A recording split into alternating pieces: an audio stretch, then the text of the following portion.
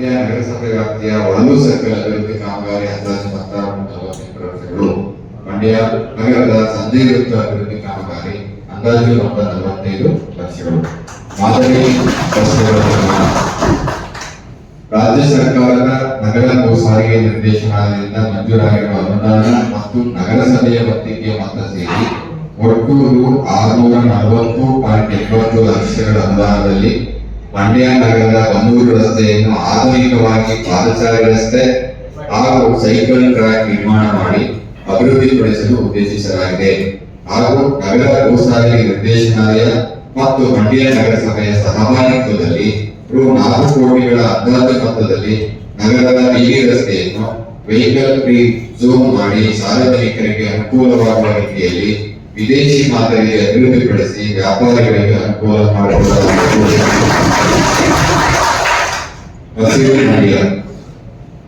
ಮಂಡ್ಯ ನಗರದ ಮೈಸೂರು ಬೆಂಗಳೂರು ಮುಖ್ಯ ರಸ್ತೆಯಲ್ಲಿ ನಗರ ಸೌಂದರೀಕರಣವನ್ನು ಹೆಚ್ಚಿಸಲು ರಸ್ತೆಯ ಫುಟ್ಪಾತ್ನ 2 ಇಕ್ಕೆಲೆಗಳಲ್ಲಿ ಹೊಸದಾಗಿ ಆಕರ್ಷಕ ಅಲಂಕಾರಿಕ ಗಿಡಗಳನ್ನು ನೆಟ್ಟು ಪೋಷಿಸಲು ರು 30 ಲಕ್ಷ ಮೊತ್ತವನ್ನು ನಿಗದಿಪಡಿಸಲಾಗಿದೆ. ಹಾಗೂ ಅಮೃತ್ 2.0 ಯೋಜನೆಯಡಿ ನಗರಸಭೆ ಕಚೇರಿಯ ಮುಂಭಾಗದಲ್ಲಿರುವ ಮಹಾತ್ಮ ಗಾಂಧಿ ಉದ್ಯಾನವನ, PVK ಬಡಾವಣೆಯಲ್ಲಿರುವ ಉದ್ಯಾನವನ ಮತ್ತು ಆನಹಳ್ಳಿಯಲ್ಲಿರುವ ಉದ್ಯಾನವನಗಳನ್ನು ರು 108.88 ಲಕ್ಷಗಳ ಅಂದಾಜು ಮೊತ್ತದಲ್ಲಿ ಅಭಿವೃದ್ಧಿಪಡಿಸಲು ಈಗಾಗಲೇ ಕ್ರಮ ವಹಿಸಲಾಗಿದೆ. ಹಾಗೂ ಗಾಂಧಿ ಉದ್ಯಾನವನ ಪಕ್ಕದ ನಗರಸಭೆಯ ಜಾಗದಲ್ಲಿ ಮಕ್ಕಳ ಆಟದ ಮೈದಾನ ನಿರ್ಮಾಣ ಮಾಡಿ ಆಟಿಕೆಗಳನ್ನು ಅಳವಡಿಸಿ ಅಭಿವೃದ್ಧಿಪಡಿಸಲು ರು 50 ಲಕ್ಷಗಳನ್ನು ಕಾಯ್ದಿರಿಸಲಾಗಿದೆ. ಮತ್ತು ಜಿಲ್ಲಾಧಿಕಾರಿಗಳ ಕಚೇರಿ ಎದುರಿನ ಉದ್ಯಾನವನದಲ್ಲಿ ಮಕ್ಕಳಿಗಾಗಿ ಪುಟಾಣಿಗಳಿಗೆ ಅಳವಡಿಸುವ ಕಾಮಗಾರಿಯನ್ನು ಕೈಗೊಳ್ಳಲು ಉದ್ದೇಶಿಸಲಾಗಿದೆ. ಸಿಲ್ವರ್ ಜೂಬ್ಲಿ ಉದ್ಯಾನವನಕ್ಕೆ ಕಾಯಕಲ್ಪ. ಐತಿಹಾಸಿಕ ಹಿನ್ನೆಲೆಯುಳ್ಳ ಸಿಲ್ವರ್ ಜೂಬ್ಲಿ ಉದ್ಯಾನವನವನ್ನು ಸಾರ್ವಜನಿಕ ಖಾಸಗಿ ಸಹಭಾಗಿತ್ವದಲ್ಲಿ ಅಭಿವೃದ್ಧಿಪಡಿಸಲಾಗುವುದು. ಹಾಗೂ ರೈಲ್ವೆ ನಿಲ್ದಾಣದ ಮುಂಭಾಗದಲ್ಲಿರುವ ನಾಡಪ್ರಭು ಕೆಂಪೇಗೌಡರವರ ಉದ್ಯಾನವನ್ನು ಸಹ ಸಾರ್ವಜನಿಕ ಖಾಸಗಿ ಸಹಭಾಗಿತ್ವದಲ್ಲಿ ಅಭಿವೃದ್ಧಿಪಡಿಸಲಾಗುವುದು. ಸ್ವಚ್ಛ ನಗರ. ಮಂಡ್ಯ ನಗರಸಭೆಯ 35 ವಾರ್ಡ್ಗಳಲ್ಲಿ ಆಟೋ ಟಿಪ್ಪರ್ಗಳ ಮೂಲಕ ಮನೆಗಳಲ್ಲಿ ಹಸಿ ಕಸ ಕ್ರೀಡಾಂಗಣವನ್ನು ರು 3 ಕೋಟಿಗಳ ಅಂದಾಜು ಮೊತ್ತದಲ್ಲಿ ನಿರ್ಮಿಸಿ ನಿರ್ಮಿತಿ ಕೇಂದ್ರದಿಂದ ನಿರ್ಮಾಣ ಮಾಡಲಾಗುವುದು. ಹೆಬ್ಬಳ್ಳ ಹಳ್ಳಕ್ಕೆ ತಡೆಗೋಡೆ ನಿರ್ಮಾಣ. ಮಂಡ್ಯ ನಗರದ ವಾರ್ಡ್ ನಂಬರ್ 1 ಮತ್ತು 2ರಲ್ಲಿ ಹಾದು ಹೋಗುವ ಹೆಬ್ಬಳ್ಳದ ಹಳ್ಳಕ್ಕೆ ಕಾವೇರಿ ನೀರಾವರಿ ನಿಗಮದ ವತಿಯಿಂದ ರಾಜ್ಯ ಸರ್ಕಾರದ ವಿಶೇಷ ಅನುದಾನದಲ್ಲಿ ರು 10 ಕೋಟಿಗಳ ಅಂದಾಜು ಮೊತ್ತದಲ್ಲಿ ತಡೆಗೋಡೆ ನಿರ್ಮಾಣ ಮಾಡಲಾಗುವುದು. KSP ಬಡಾವಣೆಗೆ ಕಾವೇರಿ ಕುಡಿಯುವ ನೀರಿನ ಸಂಪರ್ಕ ಕಲ್ಪಿಸುವುದು, ರಸ್ತೆ ಅಭಿವೃದ್ಧಿಪಡಿಸುವುದು ಹಾಗೂ ಹೊಸದಾಗಿ ನೀರನ್ನು ಅಳವಡಿಸುವುದು.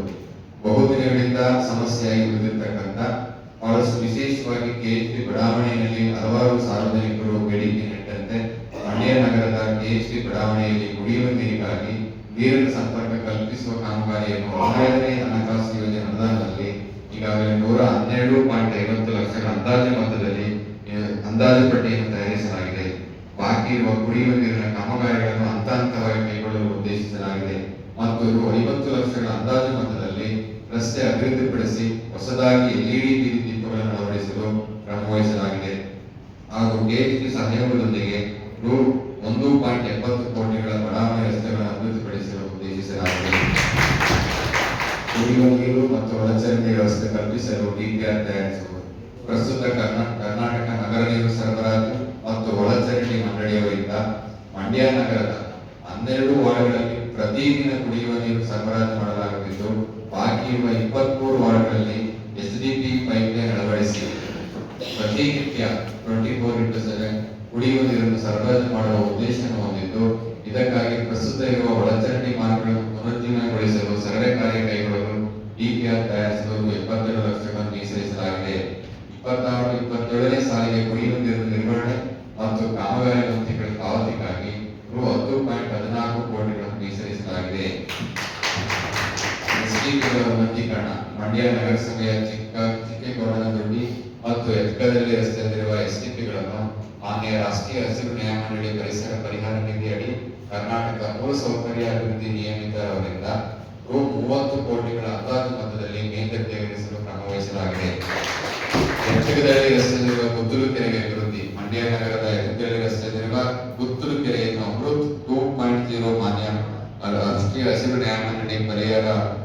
ಪರಿಸರ ಪರಿಹಾರ ನಿಧಿಯಡಿ ರು 4 ಕೋಟಿಗಳ ಅಂದಾಜು ಮೊತ್ತದಲ್ಲಿ ಅಭಿವೃದ್ಧಿಪಡಿಸಲು ಉದ್ದೇಶಿಸಲಾಗಿದೆ.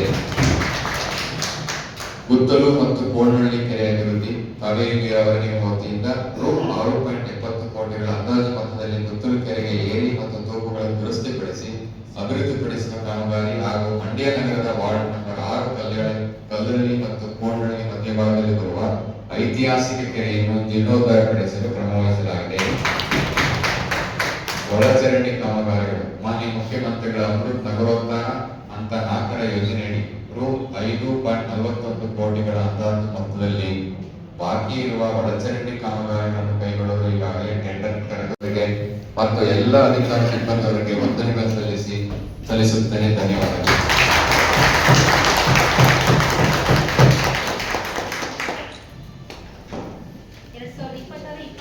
ಸಾಲಿನ ಆಯವ್ಯಯ ಮಂಡನೆಯನ್ನು ಮಾಡಿದಂತಹ ಮಾನ್ಯ ಜಿಲ್ಲಾಧಿಕಾರಿಗಳಿಗೆ ಪೂರ್ವಕವಾದ ಧನ್ಯವಾದಗಳನ್ನು ಅರ್ಪಿಸುತ್ತಿದ್ದೇನೆ.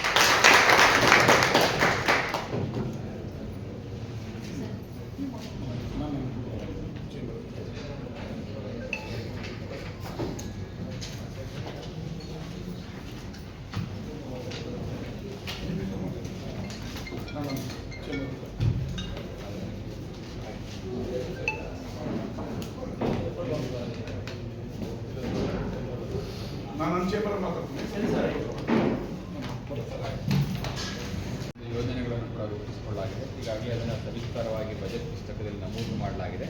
ಹಾಗಾಗಿ ಮತ್ತೊಮ್ಮೆ ಈ ವರ್ಷದ ಏನು ನಾವು 2026 ಮತ್ತು 2027ನೇ ಸಾಲಿಗೆ ಏನು ಬಜೆಟನ್ನು ಮಂಡನೆ ಮಾಡಿದ್ವಿ, ಅದರ ಪ್ರಕಾರ ನಾವು ಎಲ್ಲ ಕಾರ್ಯಯೋಜನೆಗಳು ರೂಪಿಸಿಕೊಂಡು ಮಂಡ್ಯ ನಗರಸಭೆಯ ಅಭಿವೃದ್ಧಿಗಾಗಿ ಶ್ರಮವನ್ನು ಪಡಲಾಗುತ್ತೆ ಅಂತೇಳಿ ನಾನು ಹೇಳಲಿಕ್ಕೆ ಇಚ್ಛೆಪಡ್ತೀನಿ.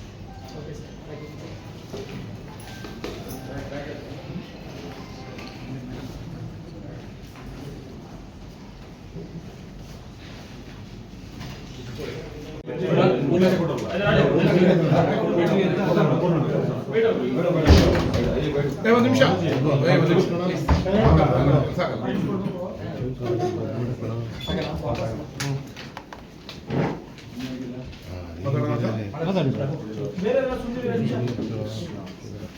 ಎಲ್ಲರಿಗೂ ಇವತ್ತಿನ ಪ್ರೆಸ್ ಮೀಟ್ಗೆ ಸ್ವಾಗತ. ಒಂದು ಮುಖ್ಯವಾಗಿ ಇವತ್ತು ನಗರಸಭೆಯ ಒಂದು ಜನಪ್ರಿಯ ಬಜೆಟ್ ಅನ್ನು ಆಡಳಿತಾಧಿಕಾರಿಗಳಾದ DC ಅವರು ಘೋಷಣೆ ಮಾಡಿದ್ದಾರೆ. ಇದರಲ್ಲಿ ಹಲವಾರು ಮಂಡ್ಯ ನಗರಕ್ಕೆ ಹಲವಾರು ಯೋಜನೆಗಳನ್ನು ಅವರು ಇವತ್ತು ಘೋಷಣೆ ಮಾಡಿದ್ದಾರೆ.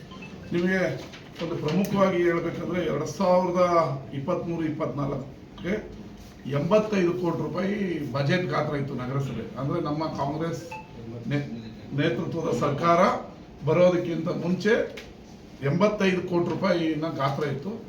ಇವತ್ತು 26-27ಕ್ಕೆ 123 ಕೋಟಿ ರೂಪಾಯಿನ ಬಜೆಟ್ ಅನ್ನ ಘೋಷಣೆ ಮಾಡಿದ್ದೀವಿ. ಅಂದ್ರೆ 123.62 ಅಂದ್ರೆ 40 ಕೋಟಿ ರೂಪಾಯಿ ಈ 3 ವರ್ಷದಲ್ಲಿ ಜಾಸ್ತಿ ಬಜೆಟ್ನ ಗಾತ್ರ ಜಾಸ್ತಿ ಆಗಿರೋದು ಕಾಂಗ್ರೆಸ್ ಸರ್ಕಾರ ಬಂದ ನಂತರ ಮಂಡ್ಯ ನಗರದ ಅಭಿವೃದ್ಧಿಗೆ ಹಲವಾರು ಅನುದಾನಗಳನ್ನ ಕೊಟ್ಟಿರೋದಕ್ಕೆ ಇದಕ್ಕೆ ನಿಮಗೆ ಸಾಕ್ಷಿ ಆಗ್ತದೆ. ಮಂಡ್ಯ ನಗರ ಅಭಿವೃದ್ಧಿ ಹೋಗ್ತಾ ಇದೆ ಅನ್ನೋದಕ್ಕೆ 85 ಕೋಟಿ 23ರಲ್ಲಿತ್ತು BJP ಸರ್ಕಾರ ಇದ್ದಂಥ ಸಂದರ್ಭದಲ್ಲಿ.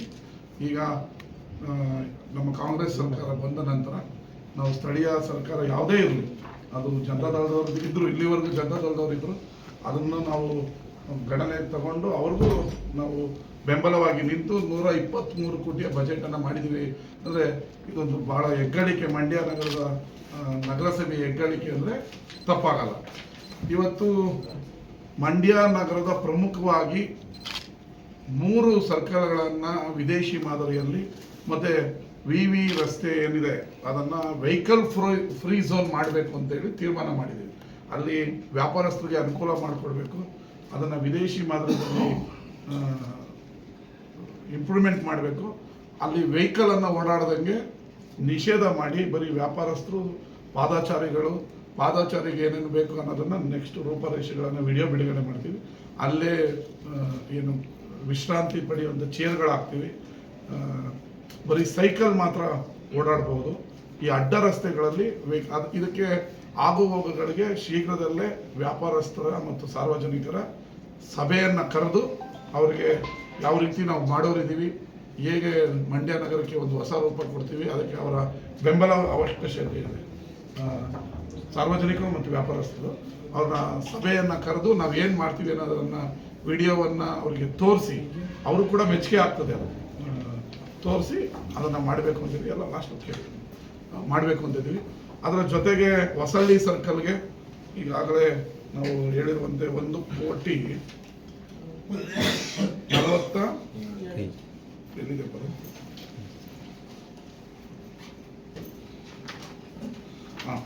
ಹೊಸಳ್ಳಿ ಸರ್ಕಲ್ಗೆ 1,47,00,000 ಈಗ ಆಲ್ರೆಡಿ ಬಿಡುಗಡೆ ಮಾಡಿದ್ದೀವಿ. ಇನ್ನು ಫ್ಯಾಕ್ಟ್ರಿ ವೃತ್ತ ಅದಕ್ಕೆ 1,45,00,000 ರೂಪಾಯಿನ ಬಿಡುಗಡೆ ಮಾಡಿದ್ದೀವಿ. ಒಳಲು ಸರ್ಕಲ್ಗೆ ಈಗ ಆಲ್ರೆಡಿ ಇವತ್ತಿಂದ 30 ಲಕ್ಷದ್ದು ಕಳೆದ ಬಾರಿ ಮುಖ್ಯಮಂತ್ರಿಗಳ ವಿಶೇಷ ಅನುದಾನ ಹಾಕಿದ್ರಲ್ಲಿ ಅಭಿವೃದ್ಧಿ ಕಾರ್ಯ ಆಗುತ್ತೆ. ಅದಲ್ಲದೆ ಅದನ್ನು ಕೂಡ ನಾವು ಚೆನ್ನಾಗಿ ಮಾಡಬೇಕು ಅಂತ ಇನ್ನೂ 48 ಲಕ್ಷ ಅಂದರೆ 78 ಲಕ್ಷದಲ್ಲಿ ಅದನ್ನು ಅಭಿವೃದ್ಧಿ ಮಾಡೋದಕ್ಕೆ ಒಳಲು ಸರ್ಕಲ್ಗೆ ನಾವು ಕ್ರಮ ವಹಿಸಿದ್ದೀವಿ. ಮತ್ತು 3ನೇ ವಾರ್ಡ್ಗೆ 10 ಕೋಟಿ ರೂಪಾಯಿಯನ್ನು ಅಲ್ಪಸಂಖ್ಯಾತರ ಇಲಾಖೆಯಿಂದ ಬಿಡುಗಡೆ ಮಾಡಿ ಇಡೀ ಸಮಗ್ರ 3ನೇ ವಾರ್ಡ್ ಅಭಿವೃದ್ಧಿ ಮತ್ತು 1ನೇ ವಾರ್ಡ್ 2ನೇ ವಾರ್ಡ್ಗೆ ನೀರು ಬಂದಾಗ ಸಾರ್ವಜನಿಕರಿಗೆ ಅನುಕೂಲ ಆಗ್ತಿತ್ತು. ಅದಕ್ಕೆ ತಡೆಗೋಡೆ ಹಾಕೋಕ್ಕೆ 10 ಕೋಟಿಯನ್ನು ಬಿಡುಗಡೆ ಮಾಡಿದ್ದೀವಿ. ಮತ್ತು ಮಂಡ್ಯ ನಗರದ ವಿವಿಧ ರಸ್ತೆಗಳನ್ನು ಮಾಡೋದಕ್ಕೆ 5 ಕೋಟಿ ಬಿಡುಗಡೆ ಮಾಡಿದ್ದೀವಿ.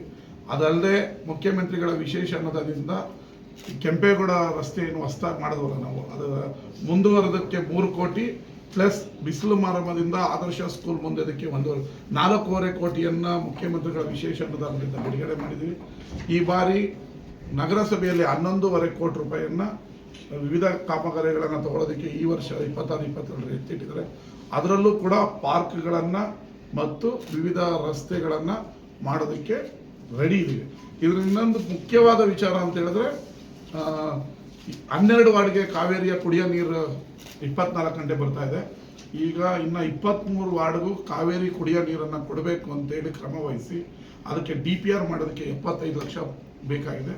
ಅದನ್ನು ನಾವು ಇದರಲ್ಲಿ ನಗರಸಭೆಯಲ್ಲಿ ಎತ್ತಿಟ್ಟಿದ್ದೀವಿ. ಅದಕ್ಕೆ ಸರ್ಕಾರದಿಂದ 140 ಕೋಟಿ ರೂಪಾಯಿ ಬೇಕಾಗುತ್ತೆ ಅಂತ ಅಂದಾಜಿಸಲಾಗಿದೆ. DPR ರೆಡಿ ಆದ ನಂತರ ಸರ್ಕಾರದಿಂದ 140 ಕೋಟಿಯನ್ನು ಬಿಡುಗಡೆ ಮಾಡಿಸಿ ಇಡೀ 23 ವಾರ್ಡ್ ಉಳಿದ 23 ವಾರ್ಡಿಗೂ 24 ಅವರ್ ಕುಡಿಯೋ ನೀರನ್ನು ಕೊಡೋದಕ್ಕೆ ನಾವು ರೆಡಿ ಇದ್ದೀವಿ. ಇದರ ಜೊತೆಗೆ ಈಗಾಗಲೇ ನಮ್ಮ ಇದು ಕೆಂಪೇಗೌಡ ರಸ್ತೆ ಮತ್ತು ಅಂಬೇಡ್ಕರ್ ರಸ್ತೆಯ ಮಧ್ಯದಲ್ಲಿರುವಂಥ ಸರ್ಕಲನ್ನು ವಿದೇಶಿ ಮಾದರಿಯಲ್ಲಿ ಅಭಿವೃದ್ಧಿ ಮಾಡ್ತಾ ಇದ್ದೀವಿ. ಇನ್ನು 10 ದಿನದಲ್ಲಿ ಸಾರ್ವಜನಿಕರ ಓಡಾಟಕ್ಕೆ ಅದು ಅಣಿಯಾಗುತ್ತೆ. ಆಗ ನಿಮ್ಮನ್ನೆಲ್ಲ ಕರ್ಕೊಂಡೋಗಿ ತೋರಿಸ್ತೀವಿ. ಇನ್ನೆಲ್ಲ ನಿಮಗೆ ಬಜೆಟ್ ಬುಕ್ನಲ್ಲಿ ಇದೆ, ನಾನು ಹೈಲೈಟ್ನ ಹೇಳಿದ್ದೀನಿ. ಅದರ ಜೊತೆಗೆ ಈ ನಮ್ಮ ಅರ್ಕೇಶ್ವರ ದೇವಸ್ಥಾನದ ಸೇತುವೆ ಭಾಳ ಶೀತಲಗೊಂಡಿದೆ, ಅದು ಮತ್ತು ಇಲ್ಲಿ 4ನೇ ವಾರ್ಡಿನ ಒಂದು ಸೇತುವೆ ಅಗಲ ಮಾಡೋದಕ್ಕೆ 4ನೇ ವಾರ್ಡ್ ಮಧ್ಯದಲ್ಲಿದೆ ಮೇಲ್ಕೋಟೆಗೆ ಹೋಗೋ ರಸ್ತೆ, ಅದಕ್ಕೂ 5 ಕೋಟಿ ಮತ್ತು ಅರ್ಕೇಶ್ವರ ನಗರ ಸೇತುವೆಗೆ 5 ಕೋಟಿಯನ್ನು ಬಿಡುಗಡೆ ಮಾಡಿದ್ದೀವಿ. ಎಲೆಕ್ಟ್ರಿಕ್ ಮೋಷಣ ಆಮೇಲೆ ಬಹು ಜನರ ಬೇಡಿಕೆಯಾಗಿದ್ದಂಥ ವಿದ್ಯುಚ್ಛಿತಗಾರ ಆಗಬೇಕು ಅನ್ನೋದು ಬಹಳ ಜನರ ಬೇಡಿಕೆಯಾಗಿತ್ತು. ಅದಕ್ಕೆ 4 ಕೋಟಿ ಈಗಾಗಲೇ ಬಿಡುಗಡೆ ಆಗಿದೆ. ಕಲ್ಲಳ್ಳಿ ಸ್ಮಶಾನಕ್ಕೆ ವಿದ್ಯುತ್ ಚಿತಾಗಾರವಾಗಿ ಉನ್ನತೀಕರಿಸ್ತಾ ಇದ್ದೀವಿ. ಅದರ ಟೆಂಡರ್ ಆದರೆ ಅದು ಶೀಘ್ರದಲ್ಲೇ ಕೆಲಸ ಆರಂಭ ಆಗ್ತದೆ. ಇದರ ಜೊತೆಗೆ ಮಂಡ್ಯ ನಗರದ ಕೊಳಚೆ ನೀರೆಲ್ಲ ಹೋಗಿ ಗುತ್ಲು ಕೆರೆಗೆ ಸೇರ್ತಾ ಇತ್ತು, ಅದು ಸೇರಬಾರ್ದು ಅಂತೇಳಿ ಈಗಾಗಲೇ 30 ಕೋಟಿ ರೂಪಾಯಿಯನ್ನು ನಾವು ಬಿಡುಗಡೆ ಸರ್ಕಾರದ NGT ವತಿಯಿಂದ ಬಿಡುಗಡೆ ಮಾಡಿ ಟೆಂಡರ್ ಮಾಡಿ ಈಗ ಇನ್ನೇನು ಕೆರೆಗೆ ಸೇರಲ್ಲ. ಆ ಕೆಲಸ ಒಂದು 6 ತಿಂಗಳಿಂದ 7 ತಿಂಗಳು ಆದ ನಂತರ ಗಲೀಜು ನೀರು ಹೋಗಿ ನಿಂತಿದ ತಕ್ಷಣ ಗುತ್ತಲು ಕೆರೆಯನ್ನು ಎಷ್ಟು ಕೋಟಿ ಅಲ್ಲ ಅದು ಇದು ಗಲೀಜು ನೀರು ಹೋಗ್ತಾರೆ 30 ಕೋಟಿ ಅಲ್ಲ 6 ಕೋಟಿ 70 ಲಕ್ಷದಲ್ಲಿ ಈಗ 3.5 ಕೋಟಿಯನ್ನು ಕೋಣನಹಳ್ಳಿ ಕೆರೆ ಬಂಡು ಮತ್ತೆ ಅದೊಂದು ಟ್ಯೂಬ್ ಹೋಗಿದೆ ಅದಕ್ಕೆ ಹಾಕಿದ್ದೀವಿ. 1,70 ಲಕ್ಷವನ್ನು ಕೆರೆಯಲ್ಲಿ ವಾಕಿಂಗ್ ಪಾತ್ ಮಾಡೋದಕ್ಕೆ ಮೂಡಾಯಿಂದ ಹಾಕಿದ್ದೀವಿ. ಈ ಇನ್ನು ಮಿಕ್ಕಿದ 3.5 ಕೋಟಿ ಮಿಕ್ಕಿದ 2.5 ಕೋಟಿನ ಗುತ್ಲು ಕೆರೆಯಲ್ಲೂ ಟ್ಯೂಬ್ ಹೋಗಿದೆ, ರೈತರಿಗೆ ತೊಂದರೆ ಆಗ್ತದೆ, ಅದಕ್ಕೆ ಸೇರಿಸ್ಕೊಂಡಿದ್ದೀವಿ. ಅದಲ್ಲದೆ 6 ಕೋಟಿನ 4 ಕೋಟಿ ನಂಬರ್ ಸರಿ ಗೊತ್ತಾಗ್ತಲ್ಲ, ಗುತ್ತಲು ಕೆರೆ ಅಭಿವೃದ್ಧಿಗೆ ವಾಕಿಂಗ್ ಪಾತ್ ಮಾಡೋಕ್ಕೋಸ್ಕರ 4 ಕೋಟಿಯನ್ನು ಬಿಡುಗಡೆ ಮಾಡ್ತಾ ಇದ್ದೀವಿ. ಅದು ಇಲ್ಲೆಲ್ಲ ಇದೆ, ಅದು ಮತ್ತೆ ಕೋಣನಹಳ್ಳಿ ಕೆರೆ ಬಿಡುಗಡೆ ಮಾಡ್ತಾ ಇದ್ದೀವಿ. ಈ ಒಟ್ಟಿನಲ್ಲಿ ಕೆಂಪೇಗೌಡ ಪ್ರತಿಮೆಯನ್ನು ನಗರದ ಪ್ರಮುಖ ರಸ್ತೆಯಲ್ಲಿ 2 ಕೋಟಿಯಲ್ಲಿ ಈಗ ಆಲ್ರೆಡಿ ಬಿಡುಗಡೆ ಮಾಡಿ DPR ಎಲ್ಲ ಆಗಿ ಎಸ್ಟಿಮೇಟ್ ಎಲ್ಲ ಆಗಿದೆ. ಇನ್ನು 2-3 ದಿನದಲ್ಲಿ ಟೆಂಡರ್ ಫ್ಲೋಟ್ ಆಗುತ್ತೆ. ಟೆಂಡರ್ ಫ್ಲೋಟ್ ಆದಮೇಲೆ ಈಗ ನಮ್ಮ ಅಯೋಧ್ಯ ರಾಮ ಮಂದಿರವನ್ನು ವಿಗ್ರಹವನ್ನು ಕೆತ್ತದಂಥ ಅರುಣ್ ಯೋಗಿರಾಜ್ ಅವರು ಆ ವಿಗ್ರಹವನ್ನು ಕೆಂಪೇಗೌಡರ ವಿಗ್ರಹವನ್ನು ಮಾಡಿಕೊಡ್ತೀವಿ ಅಂತ ಹೇಳಿದ್ದಾರೆ. ಅದನ್ನು ಅಲ್ಲಿ ನಿರ್ಮಾಣ ಮಾಡ್ತಾ ಇದೀವಿ. ಒಟ್ಟಿನಲ್ಲಿ ಇಡೀ ಮಂಡ್ಯ ನಗರಕ್ಕೆ ಹೊಸ ಕಾಯಕಲ್ಪ ಕೊಡಬೇಕು. ಇಡೀ ಮಂಡ್ಯ ನಗರ ನಮ್ಮ ರಾಜ್ಯದಲ್ಲೇ ಮಾದರಿ ನಗರವನ್ನಾಗಿ ಮಾಡೋದಕ್ಕೆ ನಿಮ್ಮ ಸಾರ್ವಜನಿಕರ ಮತ್ತು ಎಲ್ಲ MP ಅವರು ಮತ್ತು ಉಸ್ತುವಾರಿ ಸಚಿವರು ಎಲ್ಲರ ಬೆಂಬಲ ಅವಶ್ಯಕತೆ ಇದೆ. ಅದನ್ನು ಮಾಡಬೇಕು ಅಂತ ನಾವು ಧನ್ಯವಾದ. ಸರ್, ಈಗ ಸಂಚಾರ ಮುಕ್ತ ವಾಹನ ಮುಕ್ತ ಆರಂಭ ಇದೆ. ಅದನ್ನೇ ಡಕ್ಟ್ ಹಾಕಿ ಆ ಎಲ್ಲ ವೈರನ್ನು ಅದರಲ್ಲೇ ಹಾಕಿ ನಿಮಗೆ ಹೇಗೇನು ಅಲ್ಲಲ್ಲಿ ಡಕ್ಟ್ ಬಿಟ್ಟರೆ ಎಲ್ಲ ರಿಪೇರಿ ಆದರೆ ಎಷ್ಟು ಸಾಧ್ಯನೋ ಅಷ್ಟು ನಿಮಗೆ ಸುಂದರವಾಗಿ ಆ ರಸ್ತೆ ಕಾಣೋ ರೀತಿ ಒಂದು ಪೈಲಟ್ ನಗರ ಇಡೀ ಕರ್ನಾಟಕದ ನಗರಸಭಾ ವ್ಯಾಪ್ತಿಯಲ್ಲಿ ಆ ಥರ ರಸ್ತೆ ಯಾರು ಮಾಡಿಲ್ಲ. ಅದನ್ನು ನಾವು ಮಂಡ್ಯದಲ್ಲಿ ಮಾಡಿ ಯಶಸ್ವಿ ಆಗಬೇಕು ಅನ್ನೋದು ನಮ್ಮ ಭಾವನೆ. ಇಲ್ಲ, ಅದನ್ನ ಔಟರ್ ರಿಂಗ್ ರೋಡ್ ಮುಖಾಂತರ ಆಚೆ ಮಾಡ್ತೀವಿ. ಈ ಮಂಡ್ಯ ಒಳಗಡೆ ಹೋದರೆ ಮಂಡ್ಯಕ್ಕೆ ಟ್ರಾಫಿಕ್ ಜಾಮ್ ಆಗುತ್ತೆ. ಆ ಪ್ರಸ್ತಾಪವನ್ನು ಕೈ ಬಿಡ್ತಾರೆ. ಅದಕ್ಕೆ ಮಂಡ್ಯ ನಗರದ ಆಚೆ ಕಡೆಯಿಂದ ರಿಂಗ್ ರೋಡ್ ಮಾಡಿ ಹೈವೇ ಎಲ್ಲ ರಿಂಗ್ ರೋಡ್ ಆಚೆ ಹೋಗಿ ಮಂಡ್ಯ ನಗರದ ಒಳಗಡೆ ಬಂದರೆ ಈಗಲೇ ಆಗಲ್ಲ, ಎಲ್ಲಿಂದ ಹೋಗುತ್ತೆ. ಅದು ನನ್ನ ಕಾಫಿ ಕುಡಿಯೋ ಜಾಗ ನಾವು ಯಾರಿಗೋ ಒಬ್ಬನಿಗೆ ಅನುಕೂಲ ಅಲ್ಲ, ಸಮಸ್ತ ಜನಕ್ಕೂ ಅನುಕೂಲ ಮಾಡಿಕೊಡ್ಬೇಕು. ಆ ರೀತಿ ನಾವು ಮಾಡೋದಕ್ಕೆ ಬದ್ಧ ಇದ್ದೇವೆ. ಆಮೇಲೆ ಸ್ಲಾಟರ್ ಹೌಸನ್ನು ಇವರು ಸಲಹೆ ಕೊಟ್ಟಿದ್ರು, ಅದನ್ನೇ ಉನ್ನತೀಕರಣ ಮಾಡ್ತೀವಿ. ಹೊಸ ಮಾಡೋ ಬದಲು ಅದನ್ನೇ ಮೇಲ್ದರ್ಜೆಗೇರಿಸಿ ಸಾರ್ವಜನಿಕರಿಗೆ ಅನುಕೂಲ ಮಾಡ್ತಾರೆ. ಕಲ್ಲಳ್ಳಿ APMC ರೋಡ್ ಒಳಚರಂಡಿದೆಲ್ಲ ಸರ್ ರಿಪೇರಿ ಮಾಡಿಸಿ ಡಾಂಬರ್ ಯಾವಾಗ ಸರ್? ಯಾಕಂದ್ರೆ ಮಂಡ್ಯ ಹೇಳ್ತೀನಿ. ಮೊದಲೆಲ್ಲ ಮಂಡ್ಯ ನಗರದಲ್ಲಿ ಒಂದು ಪ್ಲಾನ್ ಇಲ್ದೇನೆ ರಸ್ತೆ ಮಾಡೋರು ತಿರ್ಗಾ ಇದಕ್ಕೆ ಅದು UGD ಅಲ್ಲಿಯವರು ನೀರಿಗೆ ಕಿತಾಕವರು. ನಾನು ನಂತರ 3 ಇಲಾಖೆಯವರ ಜೊತೆ ಸತತವಾಗಿ ಸಭೆಗಳನ್ನು ಮಾಡಿ ಈಗ 5 ಕೋಟಿ ರೂಪಾಯಿನ ಮಂಡ್ಯ ನಗರದ UGD ಸಮಸ್ಯೆ ಇತ್ತು. ಈ ಗುತ್ಲು ಕಡೆ ಮತ್ತು ಕಲ್ಲಳ್ಳಿ ಕಡೆ ಮತ್ತು ಸೆಂಟರ್ ಪಾಯಿಂಟ್ ಗಾಂಧಿನಗರದಲ್ಲಿ ಅವಾಗವಾಗ ಅದು ಕಟ್ಕೊತಾ ಇತ್ತು. ಅದನ್ನು ಶಾಶ್ವತವಾಗಿ ಪರಿಹಾರ ಮಾಡಬೇಕು ಅಂತ ನಾನು ಶಾಸಕನಾದ ನಂತರ ಅದಕ್ಕೆ 5 ಕೋಟಿ ರೂಪಾಯಿ ಬಿಡುಗಡೆ ಮಾಡಿ ಟೆಂಡರ್ ಆಗಿ ಈಗ ಕಲ್ಲಳ್ಳಿಯಲ್ಲಿ ಕೆಲಸ ಮುಗಿದಿದೆ. ಅದಾದ ನಂತರ ಅಲ್ಲಿ ವಾಟರ್ ಪೈಪ್ ಲೈನ್ಗಳು ಚಿಕ್ಕದಿತ್ತು. ಆ ವಾಟರ್ ಪೈಪ್ ಲೈನನ್ನು 15 ಲಕ್ಷ ರೂಪಾಯಿ ಟೆಂಡರ್ ಮುಗಿದು ಅವರು ಕೂಡ ಕೆಲಸ ಮಾಡಿದ್ದಾರೆ. ಇವಾಗ APMCಯಲ್ಲಿ ನಾನು 2 ಕೋಟಿ ರೂಪಾಯಿಯನ್ನು ಬಿಡುಗಡೆ ಮಾಡಿಸಿದ್ದೀನಿ. ಅದು ಟೆಂಡರ್ ಹಂತದಲ್ಲಿದೆ. ಅವರು ಬರೀ ಟಾರ್ ಮಾತ್ರ ತಗೊಂಡಿದ್ದಾರೆ. APMC ಅವರಿಗೆ ಅವರ ನಿಯಮಾವಳಿಯಲ್ಲಿ ಟಾರ್ ಮಾತ್ರ ತಗೊಳ್ಳೋಕ್ಕೆ ಸಾಧ್ಯ. ಈಗ UGD ಅವರು ಏನು ಮಾಡಿದ್ದಾರೆ, ಅವರು ಎಲ್ಲಿ ಕಿತ್ತಾಕಿರ್ತಾರೆ ಅಷ್ಟು ಮಾತ್ರ ಅವರು ಅದನ್ನು ರಿಟೈನ್ ಮಾಡಿಕೊಡ್ತಾರೆ. ಅದಕ್ಕೆ ನಾನು ನಗರ ಉತ್ಥಾನದವರು ಮತ್ತು ನಗರಸಭೆ ಇವ್ರು 3 ಮತ್ತು APMC 3 ಜನರ ಹತ್ರ ಮಾತಾಡಿ ಈಗ ಏನು UGD ಕಿತ್ತಾಕಿರೋದು ರಿಟೈನ್ ಮಾಡ್ತಾನೆ, ಇನ್ನು ಅಷ್ಟು ಮಾತ್ರ ರಿಟೈನ್ ಮಾಡೋ ಅಗಲ ತಗೋ. ಅದನ್ನ ಎಲ್ಲಿವರೆಗೂ ನಿನ್ನ ರಿಟೈನ್ ಮಾಡೋಕ್ಕೆ ಅಗಲ ಬರುತ್ತೆ ಕ್ವಾಂಟಿಟಿ ಅಷ್ಟನ್ನ ನೀನು ರಿಟೈನ್ ಮಾಡಿಕೊಡು. ಅದಾದ ನಂತರ ನಗರಸಭೆಯಿಂದ 45 ಲಕ್ಷ ರೂಪಾಯಿನ ಎತ್ತಿಟ್ಟಿದ್ದೀವಿ. ಅದು ಟೆಂಡರ್ ಶೀಘ್ರದಲ್ಲೇ ಮಾಡಿ ಅದಕ್ಕೆ ನಾವು ಜಿಲ್ಲೆ ಇದಾಗಿ ಆಸ್ಮಾರ್ಟ್ ಮಾಡಿಕೊಡ್ತೀವಿ. ಫುಲ್ ಅದನ್ನು 1 ತಿಂಗಳೊಳಗಡೆ ಮುಗಿಸ್ತೀವಿ. ಅದಾದ ನಂತರ APMCಯಿಂದ ಟಾರ್ ಹಾಕಿದ್ರೆ ನಿಮಗೆ ಕ್ವಾಲಿಟಿ ರಸ್ತೆ 10 ವರ್ಷ ಅದು ಕಿತ್ತೋಗಲ್ಲ. ಅಲ್ಲ, ಅದು ಸ್ವಲ್ಪ ನನಗೆ ಅರ್ಥ ಆಗ್ತದೆ, ಸ್ವಲ್ಪ ತೊಂದರೆ ಆಗ್ತಾ ಇದೆ. ಅವನು UGD ಕಿತ್ತಾಕಿರೋನಿಗೆ ಅದನ್ನ ಮಟ್ಟ ಮಾಡು ಅಂತ ಹೇಳಿದ್ವಿ. ಬಟ್ ನಿಮಗೆ ಶಾಶ್ವತ ಪರಿಹಾರ ಇದಲ್ಲ. ಒಂದ್ಸರಿ ರಸ್ತೆ ಮಾಡೋದು ಏಕಾಏಕಿ ನಾಳೆ ಬೆಳಗ್ಗೆ ಹೋಗ್ಬಿಟ್ಟು ನಿರ್ಬಂಧ ಮಾಡಲ್ಲ. ಸಾರ್ವಜನಿಕರು, ಪತ್ರಕರ್ತರು ಎಲ್ಲ ಸ್ವಂತ ಕಟ್ಟಡ ಕಟ್ಕೊಬಿಟ್ಟವ್ರೆ. ಅದಕ್ಕೆ ಸಭೆ ಕರಿತೀವಿ. ನಾಳೆ ಬೆಳಗ್ಗೆನೆ ನಾವು ಅಲ್ಲಿ ಹೋಗಿ ಬ್ಯಾರಿಗೇಡ್ ಹಾಕಿ ನೀವು ಇಲ್ಲಿಂದ ಇನ್ಮೇಲಿಂದ ಓಡಾಡ ಇದೆಲ್ಲ ಆಗಕ್ಕೆ 1 ವರ್ಷ ಹಿಡಿಯುತ್ತೆ. ಟೋಟಲಿ ಅಭಿವೃದ್ಧಿ ಮಾಡಿ ಹೊಸ ರೂಪ ಕೊಟ್ಟು ಎಲ್ಲರನ್ನೂ ಸಭೆ ಕರೆದು ಎಲ್ಲರನ್ನ ವಿಶ್ವಾಸಕ್ಕೆ ತೆಗೆದುಕೊಂಡು VV ರಸ್ತೆನ ವೆಹಿಕಲ್ ಫ್ರೀ ಝೋನ್ ಆಗಿ ನಾವು ಪರಿವರ್ತನೆಯನ್ನು ಮಾಡ್ತೀವಿ. ಅದಕ್ಕೆ ಮುಂಚೆ ಹೊಸಳ್ಳಿ ಸರ್ಕಲನ್ನು ವಿದೇಶಿ ಮಾದರಿಯಲ್ಲಿ ಅಭಿವೃದ್ಧಿ ಮಾಡ್ತಾ ಇದೀವಿ. ಅದೆಲ್ಲ ಆದಮೇಲೆ ಜನಕ್ಕೆ ಹೊಸ ಸರ್ಕಲ್ಲು ರಸ್ತೆ ಆದಾಗ ಜನಕ್ಕೊಂದು ಅವೇರ್ನೆಸ್ ಬರುತ್ತೆ. ಮಂಡ್ಯ ಬದಲಾಗ್ತಾ ಇದೆ, ನಾವು ಸಪೋರ್ಟ್ ಮಾಡೋಣ ಅಂತ. ಈಗ ಏನು ಕೇಳಿದ್ರು ಅವ್ರಿಗೆ ಏನು ಮಾಡ್ತೀವಿ ಅನ್ನೋದು ನಮ್ಗೆ ಗೊತ್ತಿರಲ್ಲ. ಇಲ್ಲಿ ವೆಹಿಕಲ್ಲೇ ಹೋಗಲ್ಲ, ನಮ್ಮ ವ್ಯಾಪಾರಕ್ಕೆ ಏನಪ್ಪ ಆಗ್ಬಿಡೋದು ಅನ್ನೋ ಭಯ ಬರುತ್ತೆ. ಅದು ಜನ ಅಲ್ಲಿ ಶಾಪಿಂಗೇ ಮಾಡಬೇಕು, ಶಾಪಿಂಗಿಗೆ ಬರಬೇಕು, ಅಂಗಡಿಗಳಿಗೆ ಹೋಗ್ಬೇಕು ಅನ್ನೋ ವಾತಾವರಣವನ್ನು ಫಸ್ಟ್ ಸೃಷ್ಟಿ ಮಾಡ್ತೀವಿ ನಾವು. ನೀವು ಈಗಿರೋ ರಸ್ತೆಗೆ ಕಲ್ಲು ಹಾಕ್ಬಿಟ್ಟು ಈ ಕಡೆಯಿಂದ ಹೋಗಂಗಿಲ್ಲ ಅಂದರೆ ಆಬ್ವಿಯಸ್ಲಿ ಜನ ನಮ್ಮ ಆತಂಕಕ್ಕೊಳಗಾಗ್ತಾರೆ. ಫಸ್ಟು ಅಭಿವೃದ್ಧಿ ಮಾಡಿ, ಸೈಕಲ್ ಟ್ರ್ಯಾಕ್ ಅಲ್ಲಿ ಡೆಲ್ಟಾದವರು 4 ಕೋಟಿ ಕೊಡ್ತಾ ಇದ್ದಾರೆ. ನಾನು ಮುಖ್ಯಮಂತ್ರಿಗಳ ವಿಶೇಷ ಅನುದಾನದಲ್ಲೂ ಇನ್ನು ಸ್ವಲ್ಪ ಬಿಡುಗಡೆ ಮಾಡಿ ಫಸ್ಟ್ DPR ಮಾಡಿಸ್ತೀವಿ ಎಷ್ಟು ಬೇಕು ಅಂತ. ಸೈಕಲ್ ವೇ, ಫುಟ್ಪಾತು, ಗಿಡ ನೆಡೋದು, ರಸ್ತೆನ ಡಾಂಬರೀಕರಣ ಮಾಡದೆ ಕಲ್ಲಲ್ಲಿ ರಸ್ತೆ ಮಾಡಿ, ಇಡೀ ರಸ್ತೆನ ಒಳ್ಳೆ ಕಲ್ಲನ್ನು, ಈಗ ಸರ್ಕಲ್ ಮಾತ್ರ ಕಲ್ಲಲ್ಲಿ ನ್ಯಾಚುರಲ್ ಸ್ಟೋನ್ ಹಾಕಿ ರಸ್ತೆ ಮಾಡಿ ಹೇಗೆ ಮಾಡ್ತೀವಿ ಅನ್ನೋ ಒಂದು ಚಿತ್ರಣವನ್ನು ಕೊಟ್ಟಾಗ, ನಾನೀಗ ವಿದೇಶಕ್ಕೆ ಹೋದಾಗೆಲ್ಲ ನೋಡ್ಕೊಂಡ್ ಬಂದಿದ್ದೀನಿ ಯಾವುದು ಅಲ್ಲಿ ಆಗು ಹೋಗುಗಳು ಏನು ಮಾಡ್ತಾ ಇದ್ದಾರೆ.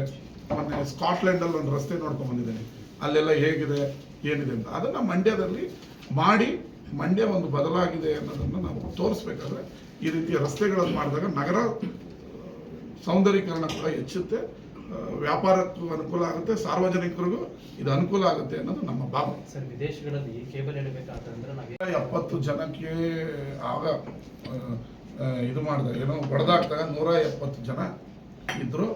ಅವ್ರಿಗೆ ಕೊಡ್ತೀವಿ ಅಂತೇಳಿ ಅವ್ರ ಹತ್ರ ಹೊಡೆದಾಕಿ ಅವ್ರ ಹತ್ರ ಸೈನ್ ತಗೊಂಡು ನಗರಸಭೆಯವರು ಮತ್ತು ಅವತ್ತಿನ ಆಡಳಿತ ನಡೆಸ್ತಾ ಇದ್ದಂಥವ್ರು ಮಾಡ್ಕೊಂಡಿದ್ದಾರೆ. ಆದರೆ ಅಲ್ಲೊಂದು ಕಾಲಮ್ ಹಾಕಿದ್ದಾರೆ, ಲಾಸ್ಟ್ ಕಾಲಮ್ ಏನು ಹಾಕಿದ್ದಾರೆ ಅಂದರೆ ಹಂಚುವಾಗ ಅವತ್ತಿನ ಸರ್ಕಾರದ ನಿಯಮಾವಳಿಯನುಸಾರ ಹಂಚಿ ಅಂತ ಹಾಕಿದ್ದಾರೆ. ಆ ಕಾಲಂ ಪ್ರಕಾರ ಇವತ್ತಿನ ನಿಯಮಾವಳಿ ಪ್ರಕಾರ ಹರಾಜು ಹಾಕ್ಬೇಕು. ಹರಾಜು ಹಾಕಿದ್ರೆ 174 ಜನ ಅವತ್ತು ಬಿಟ್ಕೊಟ್ಟವ್ರಿಗೆ ನಿಮಗೆ ಸಿಗುತ್ತೆ ಅಂತ ಏನು ಗ್ಯಾರಂಟಿ? ಈ ಗೊಂದಲ ಇದೆ. ಅದಕ್ಕೆ DC ಅವ್ರಿಗೆ ಕೂಡಲೇ ಸಭೆ ಕರೀರಿ ಅಂತ ಹೇಳಿದ್ರು. ಈ 174 ಹೊಡೆದವ್ರು ಇದ್ದವ್ರಿಗೆ ಕೊಡ್ಬೇಕಾದ್ರೆ ಕಾನೂನು ಏನು? ಅಥವಾ ಹರಾಜು ಹಾಕ್ತೀರಾ? ಹರಾಜು ಹಾಕಿದ್ರೆ ಈ 174 ಜನರ ಭವಿಷ್ಯ ಏನು? ಈ ಎರಡು ಗೊಂದಲದಲ್ಲಿ ಇದೆ. ನಂದೇ ತಕರಾರಿಲ್ಲ, ನನಗೆ ಯಾವ ಇಡನ್ ಅಜೆಂಡನೂ ಇಲ್ಲ. ಅದು ಸಾರ್ವಜನಿಕರಿಗೆ ಅಂಗಡಿ ಹೋಗ್ಬೇಕು. ಅಂಗಡಿ ಹೋಗ್ಬೇಕಾದ್ರೆ ಆ 174 ಜನ ಬಿಟ್ಕೊಟ್ಟವ್ರಿಗೆ ಏನು ಮಾಡಬೇಕು? ಇಲ್ಲ, ಸರ್ಕಾರದ ನಿಯಮಾವಳಿಯನ್ನು ಪಾಲಿಸ್ಬೇಕು. ಅವತ್ತು ಯಾಕೆ ನೀವು 174 ಜನ ಕೊಡ್ತೀನಿ ಅಂತ ಸೈನ್ ಮಾಡಿಸ್ಕೊಂಡ್ರೆ ಈ ನಿಯಮಾವಳಿಯನ್ನು ನೀವು ಯಾಕೆ ಹಾಕಿದ್ರಿ? ಈ ಗೊಂದಲವನ್ನು ಅವತ್ತು ಆಡಳಿತ ಮಾಡ್ತಾ ಇದ್ದವಂಥ ಪಕ್ಷದವರು ಸೃಷ್ಟಿ ಮಾಡಿಬಿಟ್ಟು ಹೋಗಿ ನಮ್ಮ ಕಾಂಗ್ರೆಸ್ ಮೇಲೆ ತಲೆ ಕಟ್ಟೋದಕ್ಕೆ ನೋಡ್ತಾರೆ. ಆದರೆ ಏನು ಕಳೆಕಾಯಿ ತಿಂದಿಲ್ಲ, ನಾವೇನು ಮಾಡಬೇಕು ಅನ್ನೋದಕ್ಕೆ ಕ್ರಮ ವಹಿಸ್ಬೇಕು. ಅವತ್ತು ಅವರು ಯಾಕಂಗೆ ಹಾಕಿ ಈ ಗೊಂದಲ ಸೃಷ್ಟಿ ಮಾಡೋದ್ರಲ್ಲೇ ಜನತಾದಳದವರು ನಿಸ್ಸಿಮರಾಗಿದ್ದಾರೆ. ಈ ನಿಯಮವನ್ನು ಯಾಕೆ ಹಾಕಿದ್ರು? ಇಲ್ಲ 174 ಜನಕ್ಕೆ ಕೊಡುವುದು ಅಂತ ಹಾಕಿದ್ರೆ ನಾನೇ ಬೆಳಗ್ಗೆನೆ ನಾವು ಹಂಚ್ತಿದ್ವಿ. ಕೊಟ್ಟಂಗೂ ಇರಬೇಕು, ಚೌಟಿನೂ ಕೊಡಬೇಕು ಅಂತ ಮಾಡಿಬಿಟ್ರೆ ನಾವು ಏನು ಮಾಡಬೇಕು ಅನ್ನೋದಕ್ಕೆ ಈ ನಿಯಮ ಏನು ಹೇಳುತ್ತೆ ಅನ್ನೋದನ್ನ ಚರ್ಚೆ ಮಾಡಿ. ಎರಡು ದ್ವಿಮುಖ ನೀತಿ ಕಾಣ್ತಾ ಇದೆ. ಅವ್ರು ಹೇಳ್ತಾರೆ ಶಾಸಕರ ಕೈಲಿ ಕೊಡೋಕ್ಕಾಗತ್ತಾ, ಮಂತ್ರಿಗಳ ಕೈಲಿ ಕೊಡೋಕ್ಕಾಗತ್ತಾ? ನೀವೇ ಮಾಧ್ಯಮ ಮಿತ್ರರೇ ಒಂದು ಕ್ವಶನ್ ಕೇಳಿದ್ರಿ ಸರ್. MB ಪಾಟೀಲ್ ಅವರೇ ಪತ್ರ ಬರೆದಿದ್ದಾರೆ, ಅವ್ರು ಯಾರು MB ಪಾಟೀಲ್ ಕೊಡೋಕ್ಕೆ ಅಂದ್ರೆ ಕೈಗಾರಿಕೆ ಮಂತ್ರಿ ಕೈಲಿ ಕೊಡೋಕೆ. ಆಮೇಲೆ ನೀವೇ ಒಂದು ಕ್ವಶನ್ ಕೇಳಿ, ಅಲ್ಲ ಸರ್ ನೀವು ಕಾರ್ಖಾನೆ ಬರುತ್ತೆ ಅಂತ ಹೇಳಿದ್ರೆ ನಾನೊಬ್ಬ ಮಂತ್ರಿ, ನಾನು ಹೇಳಿದ್ರೆ ಬರಲ್ವೇನ್ರಿ ಅಂತಾರೆ. ನಮ್ಮ ಮಂತ್ರಿ ಹೇಳಿದ್ರೆ ಮಂತ್ರಿ ಹೇಳ್ದ ಅಂತಾರೆ. ಇವ್ರು ಮಾತ್ರ ಮಂತ್ರಿ, ನಮ್ಮ ರಾಜ್ಯದವ್ರ ಮಂತ್ರಿ ಅಲ್ವಾ? ಇವ್ರು ಕೇಂದ್ರ ಮಂತ್ರಿ ಹೇಳಿದ್ರೆ ಕೈಗಾರಿಕೆ ಬರುತ್ತೆ ಅಂದರೆ ನಮ್ಮ ಕೈಗಾರಿಕೆ ಮಂತ್ರಿ ಹೇಳಿದ್ರೆ ಜಾಗ ಕೊಡೋಕ್ಕಾಗಲ್ವಾ? ಆಯಿತು, ಅವರು ಎಲ್ಲದಕ್ಕೂ ನಮ್ಮನ್ನು ಶಿಕ್ಷಕ್ಕೆ ನೋಡೋದ್ರಿಂದ ನಾವು ಈ ಸಲ ಬಜೆಟ್ನಲ್ಲಿ ನಾನು ಮುಖ್ಯಮಂತ್ರಿಗಳನ್ನು ಕೋರ್ಕೊಂಡೆ. ನನ್ನಲ್ಲಿ 2 ಜಾಗ ಇದೆ, ಒಂದು ಉಮ್ಡಳ್ಳಿ ಹತ್ರ, ಇನ್ನೊಂದು ಬಸರಾಳ ಹತ್ರ. ಈ 2 ಜಾಗಗಳ RTC ಮತ್ತು ಸ್ಕೆಚ್ ಕಾಪಿಯನ್ನು ನಾನು ಒದಗಿಸಿದ್ದೀನಿ, ನೀವು ಕೊಡಿ ಅಂತ. ಅದಕ್ಕೆ ಈ ಸಲ ಬಜೆಟ್ನಲ್ಲೇ ಸಿದ್ದರಾಮಯ್ಯನವರು ಘೋಷಣೆ ಮಾಡಿಬಿಟ್ಟಿದ್ದಾರೆ. ಸನ್ಮಾನ್ಯ ಕೇಂದ್ರ ಮಂತ್ರಿಗಳು ತರ್ತೀನಿ ಅಂತ ಉದ್ದೇಶಿಸಿರುವ ಕಾರ್ಖಾನೆಗೆ 100 ಎಕರೆ ಜಾಗವನ್ನು ಕೊಡ್ತೀನಿ ಅಂತ. ಈಗ ಬಾಲ್ ಇಸ್ ಕೋರ್ಟ್ ಇನ್ ಕೇಂದ್ರ ಮಂತ್ರಿ ಅವರು ಯಾವ ಕಾರ್ಖಾನೆ ತರ್ತಾರೆ, ಯಾವ ಗುದ್ಲಿ ಪೂಜೆ ಮಾಡ್ತಾರೆ, ನಾವು ರೆಡಿ ಇದ್ದೀವಿ ಗುದ್ಲಿ ಪೂಜೆ ಕಾರ್ಯಕ್ರಮಕ್ಕೆ ಭಾಗವಹಿಸ್ತಾರೆ. ಇದ್ದಂಥ ಜಿಲ್ಲಾಧಿಕಾರಿಗಳಿಗೆ 1 ಎಕರೆನ MP ಅವ್ರು ಕೊಡಿ ಅಂತೇಳಿ ಪತ್ರವನ್ನು ಕ್ರೀಡಾ ಇಲಾಖೆಗೆ ಹಸ್ತಾಂತರ ಮಾಡಿದ್ದೀವಿ. ಅವ್ರು ಇಲ್ಲ ಆಮೇಲೆ ಕೊಟ್ಟಾಗಿಲ್ಲ ಅಂತಾರೆ, ಕೊಡ್ದಾಗ ಕೊಡ್ತಾರ ಅಂತಾರೆ. ಅದೇ ಅವರ MP ಅವರ ದ್ವಿಮುಖ ನೀತಿ ನನಗೆ ಅರ್ಥ ಆಗ್ತದೆ. ದೇವ್ರ ಅವ್ರು ಕೇಳಿದೆ ಒಂದೇ ಕ್ರೀಡಾಂಗಣ ನಿರ್ಮಾಣ ಮಾಡಕ್ಕೆ ಮಂಡ್ಯ ನಗರ ವ್ಯಾಪ್ತಿಯಲ್ಲಿ 5 ಎಕರೆ ಜಮೀನು ಬೇಕು. ಮಂಡ್ಯ ನಗರ ಪರಮೇಶ್ವರಿ ಹತ್ರ ಒಂದು ಶುದ್ಧ ನೀರಿನ ಘಟಕದ್ದೇನೋ ಅದು ನಾವು ಬಡವರಿಗೆ ಮನೆ ನಿರ್ಮಾಣ ಮಾಡೋದಿದೆ. ಅದು ಸಿಟಿ ಒಳಗಡೆ ಈಗಲೇ ಸ್ಟೇಡಿಯಂ ಎಲ್ಲ ಇದೆ. ನಾವು ಬಡವರು ಮನೆ ಕಟ್ಟಿಕೊಡ್ಬೇಕಲ್ಲಿ, ಅದಕ್ಕೊಂದು ಪ್ಲಾನ್ ಮಾಡ್ತಾ ಇದ್ದೀವಿ. ಮಂಡ್ಯ ನಗರದ ಒಳಗಡೆ ಕೊಡೋಕ್ಕೆ ಬರೋದಿಲ್ಲ. ಆಮೇಲೆ ಅಲ್ಲಿ ನೀವು ತಿರ್ಗಾ ಟ್ರಾಫಿಕ್ ಜಾಮ್ ಮಾಡಿಕೊಂಡು ತಿರ್ಗಾ ಆಗ್ತದೆ. ಅಲ್ಲಿ 1 ಎಕರೆ ಇದೆ. ಮಂಡ್ಯ ನಗರದ ಒಳಗಡೆ ಯಾವುದು ಜಾಗ ಇಲ್ಲ. ಆಮೇಲೆ ಭಾಳ ಜನ ನಿರ್ಗತಿಕರಿದ್ದಾರೆ ಮಂಡ್ಯ ನಗರದಲ್ಲಿ, ಬಾಡಿಗೆ ಮನೆಯಲ್ಲಿ ಇರೋರಿದ್ದಾರೆ. ಅವ್ರಿಗೊಂದು ಮನೆ ಕಟ್ಟಿಕೊಡ್ಬೇಕು ಅಂತ 19 ಎಕರೆ ಒಳಗಡೆ ಪ್ಲ್ಯಾನ್ ಮಾಡ್ತಾ ಇದ್ದೀವಿ. ಅದಕ್ಕೊಂದು DPR, ಸಮಗ್ರ DPR ರೆಡಿ ಮಾಡಬೇಕು ಅಂತಿದ್ದೀವಿ. ಮಂಡ್ಯ ನಗರದಲ್ಲಿ ಒಂದು 5,000 ಅಲ್ಲಿ ಎಷ್ಟಾಗ್ತದೆ 19 ಎಕರೆಯಲ್ಲಿ ಎಷ್ಟು ಮನೆ ಕಟ್ಬೋದು, ಕಟ್ಟಿ ಬಡವರಿಗೆ ಮನೆ ನಿರ್ಮಿಸಿ ಕೊಡಬೇಕು ಅನ್ನೋದು ನಮ್ಮ ಉದ್ದೇಶ. ನಮ್ಮ ಮಂಡ್ಯ ನಗರದಲ್ಲಿ ಯಾರೂ ಕೂಡ ಸೂರಿಲ್ಲದೆ ಬದುಕಬಾರ್ದು ಅನ್ನೋರಿಗೆ ಕೊಡಬೇಕು ಅನ್ನೋದು ನಮ್ಮ ಉದ್ದೇಶ. ಅದಕ್ಕಾಗಿಯೇ ಕ್ರೀಡೆಗೆ 1 ಎಕರೆನೇ ಕೇಳಿದ್ರು, 1 ಎಕರೆ ಕೊಟ್ಟಿದ್ದೀನಿ. ಈಗ ಅವರು ಇದ್ರಲ್ಲಿ ಮಾಡ್ತಾ ಇದ್ದಾರೆ VC ಫಾರ್ಮ್, ನೋ ಪ್ರಾಬ್ಲಮ್, ಅಲ್ಲೂ ಕ್ರೀಡೆ ನಡೆಸ್ಬೋದು. ಅದಕ್ಕೆ ಜಾಗ, ಬಡವರು ಹೋಗಿ VC ಫಾರ್ಮಲ್ಲಿ ಬದುಕೋಕ್ಕಾಗಲ್ಲ, ಬಡವರು ಸಿಟಿ ಒಳಗಡೆನೆ ಬದುಕೋಕ್ಕಾಗಲ್ಲ. ಆಡೋದು ನಾವು ಎಲ್ಲಿ ಬೇಕಾದ್ರೂ ಹೋಗಿ ಆಡೋದು. ಅದಲ್ಲದೆ ನಾನೀಗ ಬ್ಯಾಸ್ಕೆಟ್ ಬಾಲ್ ಸ್ಟೇಡಿಯಂಗೆ 3.5 ಕೋಟಿ ಬಿಡುಗಡೆ ಮಾಡಿದ್ದೀನಿ ನಾನು. ಅದ್ರದ್ದು ಇನ್ನೊಂದು ವಾರ 15 ದಿನದಲ್ಲಿ ಭೂಮಿ ಪೂಜೆನ ಮಾಡ್ತೀನಿ. ಮತ್ತು ಯೂನಿವರ್ಸಿಟಿ ಒಳಗಡೆ ಭಾಳ ವರ್ಷಗಳಿಂದ ನಿಂತೋಗಿತ್ತು ಇಂಡೋರ್ ಸ್ಟೇಡಿಯಂ, ಅದಕ್ಕೂ 2 ಕೋಟಿ ಬಿಡುಗಡೆ ಮಾಡಿದ್ದೀನಿ. ಅದ್ರದ್ದು ಕಾಮಗಾರಿ ಅತಿ ಶೀಘ್ರದಲ್ಲಿ ಆರಂಭ ಆಗುತ್ತೆ. ಹೌಸಿಂಗ್ ಬೋರ್ಡ್ ಅದು ಆ ಮ್ಯಾಟ್ ಏನೋ ಕ್ವಾಲಿಟಿ ಇಲ್ದೇ ತಂದಿದ್ರಂತೆ, ಬದಲಾಯಿಸಿ ಅಂತ ಹೇಳಿದ್ರು. ಇನ್ನೇನು ಒಂದು 10-15 ದಿನದಲ್ಲಿ ಆ ಕ್ರೀಡಾಂಗಣ ಉದ್ಘಾಟನೆ ಮಾಡ್ತೀವಿ. ವುಮೆನ್ಸ್ ಕಾಲೇಜ್ ಪೆಟ್ರೋಲ್ ಬಂಕ್ ಇದೆಯಲ್ಲ ಸರ್, ಅದು ಗ್ಯಾರೇಜ್ ಎಲ್ಲ ಇದೆ, ಅಲ್ಲಿ ಬಸ್ಸು ಹೋಗ್ತಾರೆ, ಪಂಚರ್ ಆಯ್ತಾರೆ, ಒಂದು ತಿಂಗಳು ಒಂದ್ಸಲ ಕ್ಲೀನ್ ಮಾಡ್ತಾರೆ. ಅದು ಹೇಳ್ತೀವಿ. ಮಳೆ ಬಂದ್ರಂತೂ ಮಾಡಕ್ಕೆ ಸ್ಟೇಡಿಯಂ ರೋಡಲ್ಲಿ ತುಂಬ ಅಂಗಡಿ TCS ಅಂದರೆ ಟೆಕ್ನಿಕಲ್ ವಿಂಗಲ್ಲಿ ಅದು ಅಪ್ರೂವಲ್ ಆಗಿದೆ.